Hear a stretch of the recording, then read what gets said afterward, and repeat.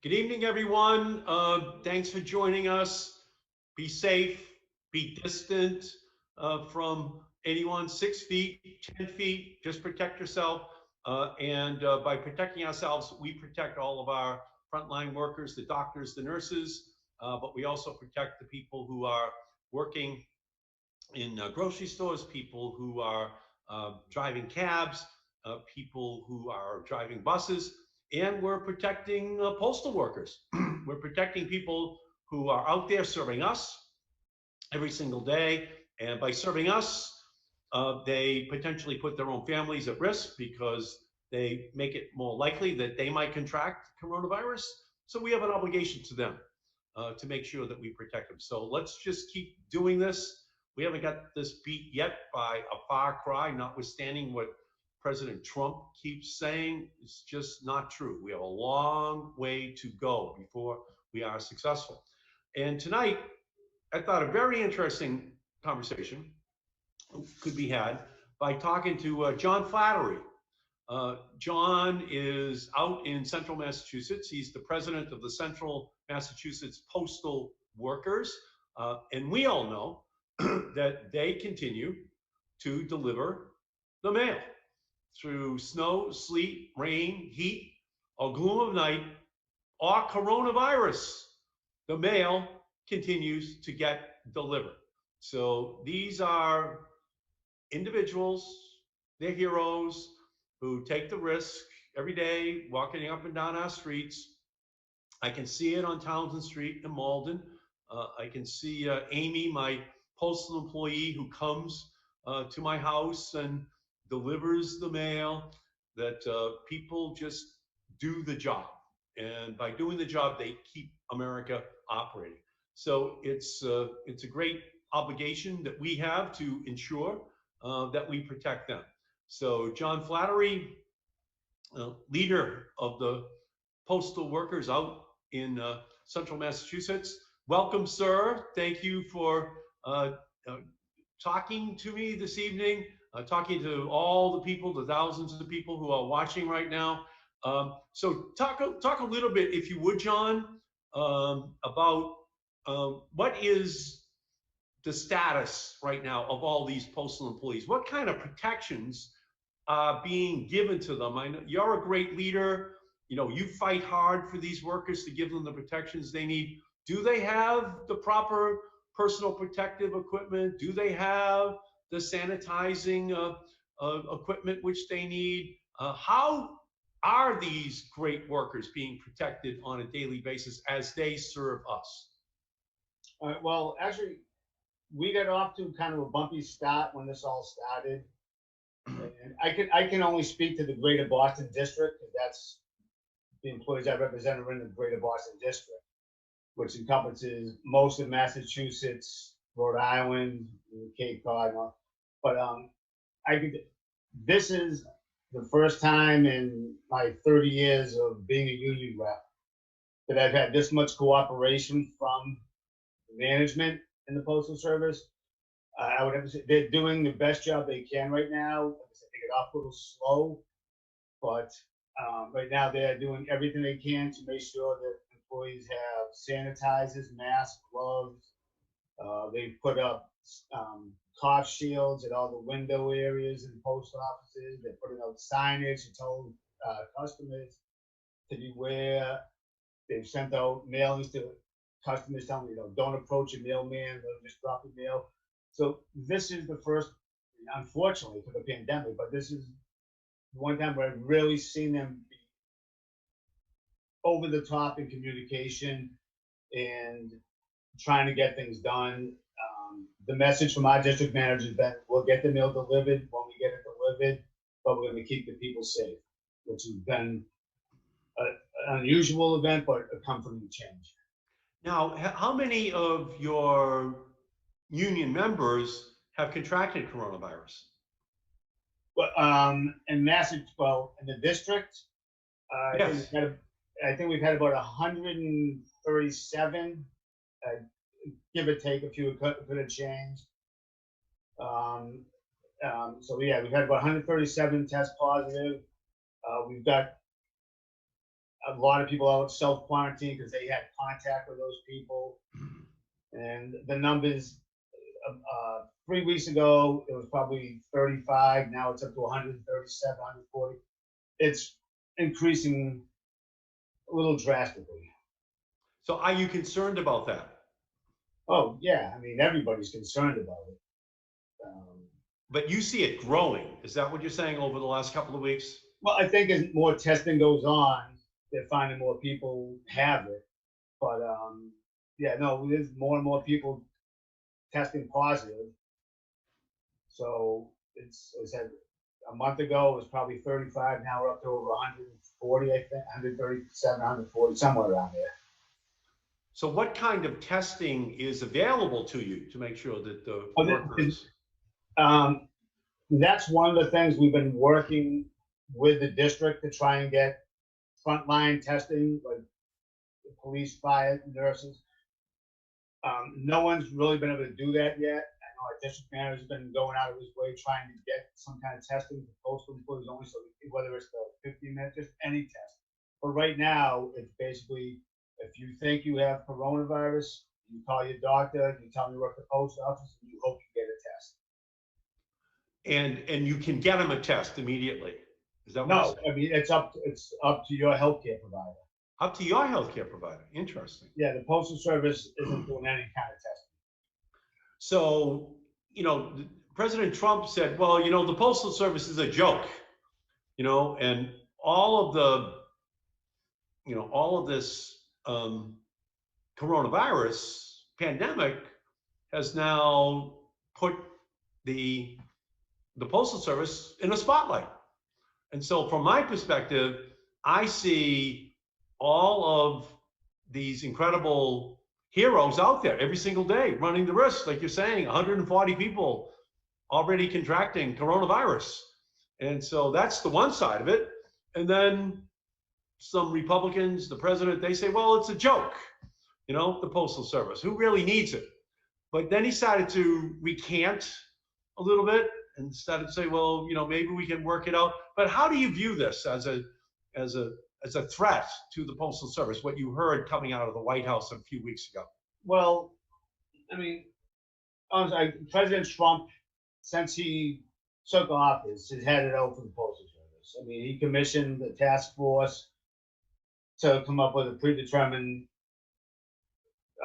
conclusion that they should privatize the Postal Service because we don't make enough money and blah blah blah. But he doesn't realize that we're not in the business of making money. It's a postal service, not a postal company. We're providing a service to America. That's what we're there for. We've been designed to break even. So yeah, when I hear him make ill-informed remarks, it's disheartening. But it's also when I see him go out of his way to thank UPS and FedEx, and then dump on postal employees who are out there every day doing what they do, and yeah, it's kind of a kick in the pants. So, people don't even understand really. Like you're saying, you're not a company, you're not FedEx, you're not UPS, you're the ubiquitous, serve anybody, guaranteed service that goes back really to like the origins of our country. It's providing this service. So there has always been kind of a part of the Republican Party that wanted to privatize the Postal Service, right? To just get it out of the business of being a public entity and making sure that everyone gets the mail which they need. And something people don't really understand, John, maybe you could talk about it, about why the Postal Service has to prepay pensions, and what does that mean in terms of the agency's finances. Could you talk a little bit about that? All right, well, it's not so much prepaying pensions, but in 2006, Congress passed the Post Office Accountability Enhancement Act, which required the Postal Service to prepay 75 years worth of future retiree health benefits within 10 years, which is a burden that no other government agency or no other business has to do. I mean, so it's basically caused the postal. Again, this was in 2006 when conditions were good. 2008, the economy kind of crashed, and it started imploding on us. The volume started to drop. So with the volume dropping and the burden to pay that money, basically the Postal Service starts every year $5.5 billion in the hole. So, when you start at that kind of a loss, I mean, you couldn't do that to any business. Say, we're going to make you start $5.5 billion in the hole and then be successful. So, I mean, they kind of handcuffed us. And it's always been the GOP's dream, I guess, to dismantle the Postal Service and privatize it, because they look at it and they say, here's $80 billion in revenue. How can we split this up among wealthy corporate donors? And you look at the CEOs of FedEx or UPS, $15-17 million a year. You look at the Postmaster General, it's not even breaking 150, I don't think. So it's, if they break us up and sell us off, it's not going to benefit the public. It's going to benefit a lot of people that don't really need to be benefited anymore. Yeah, in a way, you said the GOP has always had it out for you, and GOP today really stands for Get Our Postal Service. How do we get rid of it? How do we privatize it? How do we just completely, slice it up? So why don't you talk about a little bit as a result of, especially in this age of coronavirus, the importance, the role of the Postal Service in our lives today. Can you talk a little bit about that, John? I mean, there's the little things. A lot of towns, especially small towns, rural America, the post office in that town is it's the community centers where people get together, they meet, they do whatever, they talk. It's also, there's a lot of elderly people that they don't have a lot of interactions with other people, and they look forward to that visit to the post office every day to buy a couple of stamps. I mean, right now we're going through it because we have our clerks telling people, especially elderly people, why are you coming in every day to buy 2 stamps? This is what you're supposed to be doing. But it's just part of that person's routine. They need to get out and interact with people. So they see that. I mean, a lot of people, their only interaction with, is maybe their mailman every day. I mean, you see so many stories where, a mailman, the letter carrier comes and they, whether they discover a fire or someone's been unconscious on their floor, the mail's backed up. So those little things, which again, those are just little things, but there's also the fact that the prescription. Over last year, I think we delivered over 1 billion prescriptions. Almost all the VA medication goes through the Postal Service. There's now. Well, from my perspective, it could be the picture that comes in the mail, the snapshot to grandma, and now she's got the snapshot there that she can put up on the mantle of the new granddaughter. Maybe it's the letter, the handwritten letter from a long lost friend that's coming in the mail that just wouldn't have the same import if it was in the form of an email. And I mean, also on top of that, a lot of America is very rural. There's a lot of people that don't have internet access, so they depend on the Postal Service to pay their bills. They depend on the Postal Service to bring their supplies or whatever out to all these small towns in the Midwest. So I mean, they need the Postal Service. And when I hear the president say, well, we just need to make the Postal Service charge 4 times more for packages, and you think, well, that makes no sense because Fred Smith isn't going to eat that that extra money. It's going to be passed on to you, me, or whoever's out in rural America. So it's. I think it's. John, why don't you just tell, as we're having this conversation, people might want to know, who is Fred Smith, and why would he have a stake in having the Postal Service go out of business? The CEO of FedEx, and he would love to have the Postal Service go out of business. But I say that, and I'm not sure I mean it, because FedEx and UPS depend on the Postal Service to deliver the final mile, which is often the most expensive part of package delivery. So, they don't go to the Postal Service is mandated to go to every address in the country every day, 6 days a week.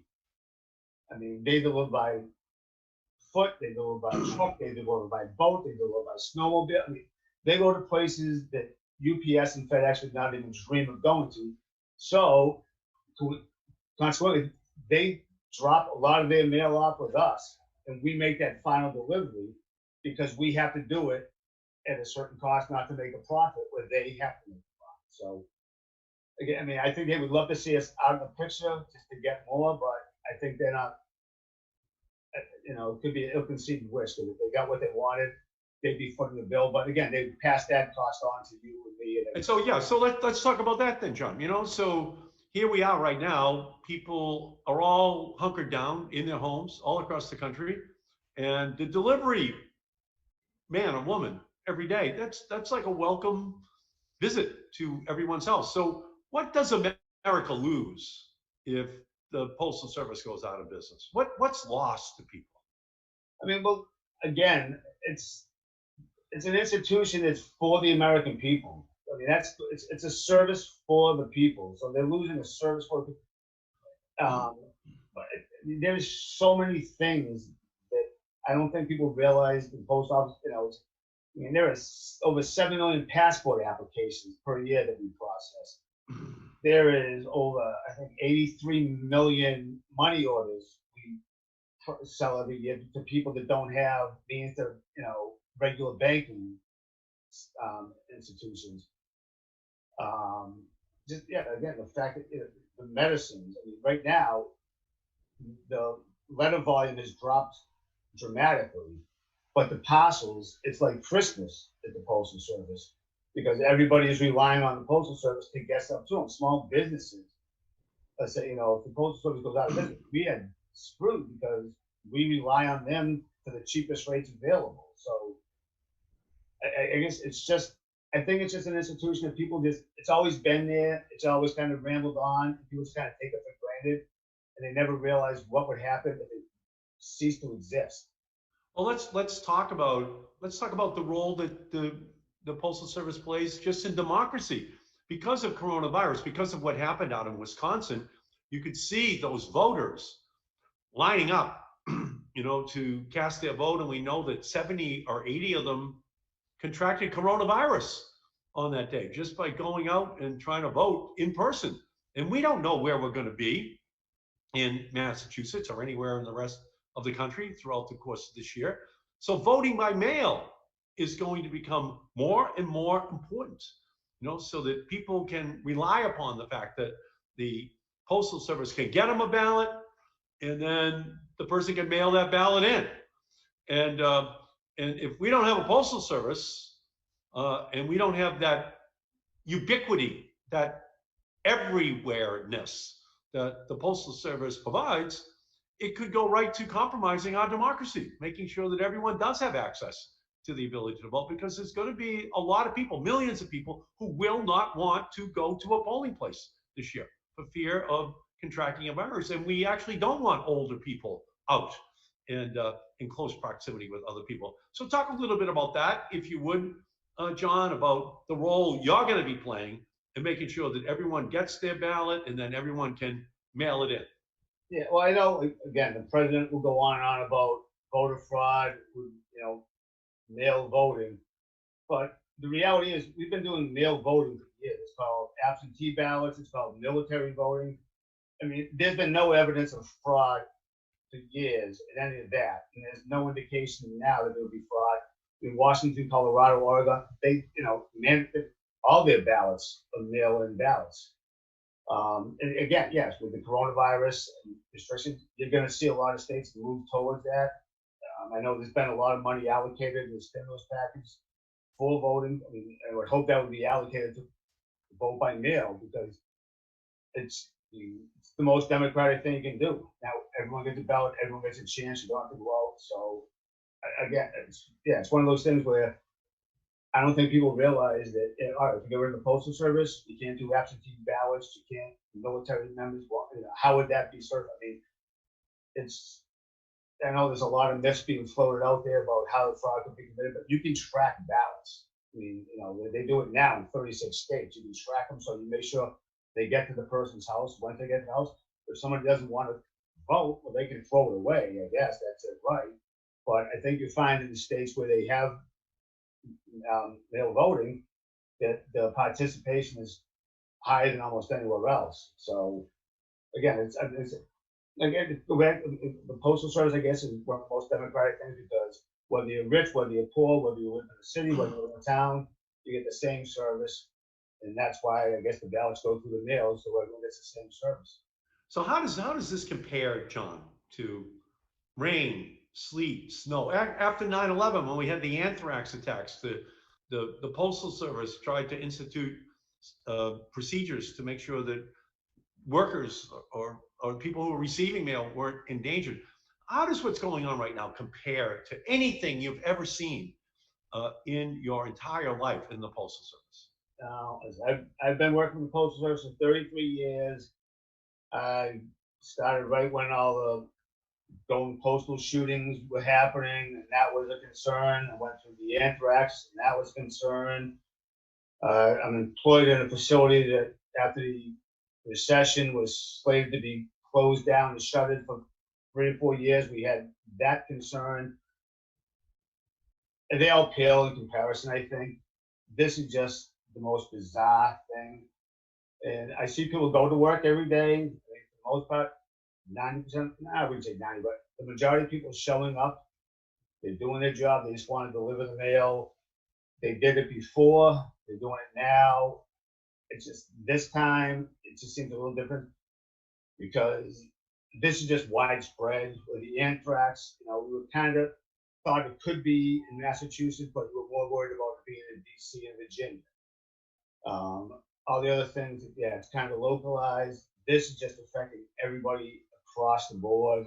Yeah. And I said, I'm lucky because I'm in a union office off-site, so I deal with people over the phone. I have to go into the post office occasionally, but they're trying to limit that, how much we do. But when I talk to my members, they go in every day. They're on edge.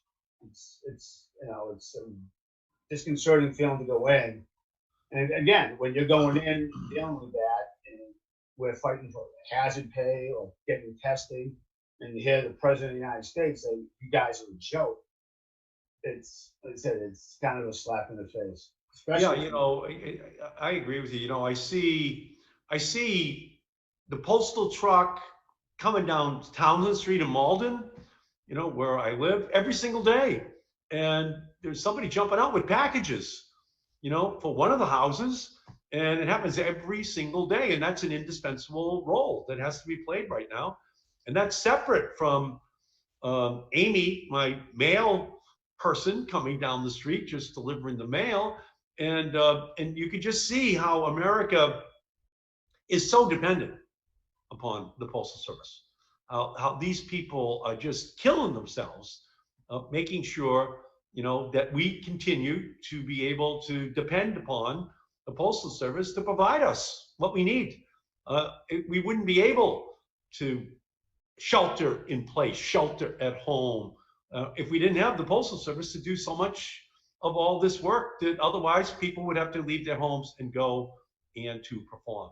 So I want to make sure, John, that the Postal Service gets every nickel you need in order to keep going, in order to provide for your workers, in order to make sure that they get everything which they need in order to continue this incredible service which you're providing now, and we need you to provide in the future. So Donald Trump and these Republicans, they're in for a big fight, on the floor of the United States Senate, because I'm going to be there and others with me to fight to make sure the funding goes in for the Postal Service.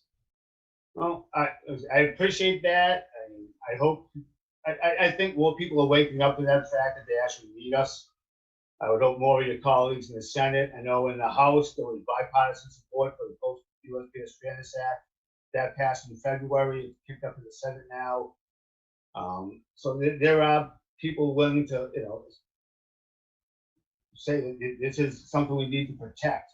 So I appreciate you giving me the opportunity to speak for us. I appreciate your support for us and all you've offered to do. We've talked separately before this. So no, I appreciate. No, I'm with you, my friend. I'm with you, my friend. What is that hat you're wearing? What does that say up there on that hat? It says Notre Dame, ND.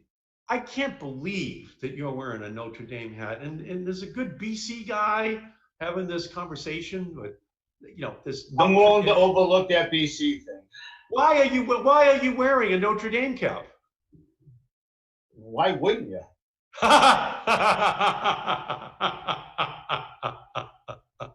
Greatest college football team in the world. There was one point, John, just one point where BC beat Notre Dame 7 times out of 8 games back in the 90s. Yes. But if you ask ordinary people, they would have said that Notre Dame beat BC 7 times out of 8. If you ask anybody I work with, they would all tell you that Notre Dame lost, because I got phone calls from many of those people on their way home from the games informing me that my Irish had lost. So, well, I hate to say this. I hate to say this as a BC guy, but the Postal Service has the same winning tradition as the Notre Dame football team. And we got to keep it going. We got to make sure that the Postal Service gets everything they need in order to continue to be this iconic symbol of American excellence. So I thank you, my friend, John, for coming on tonight. And just know that I will be there with you, fighting to make sure that the Postal Service gets all of the resources that it needs to continue to provide for our country. I know. And again, I thank you for the opportunity to talk to you. I thank you for your support in the past and everything I hope you're going to do in the future. And again, just thank you very much for your support. And I hope other people realize how much we need it. Thank you, my friend. And be safe. Be safe. But give all my best to all of your union members. They are just doing a fabulous job all day, every day. Thank you, my friend. All right. Thank you.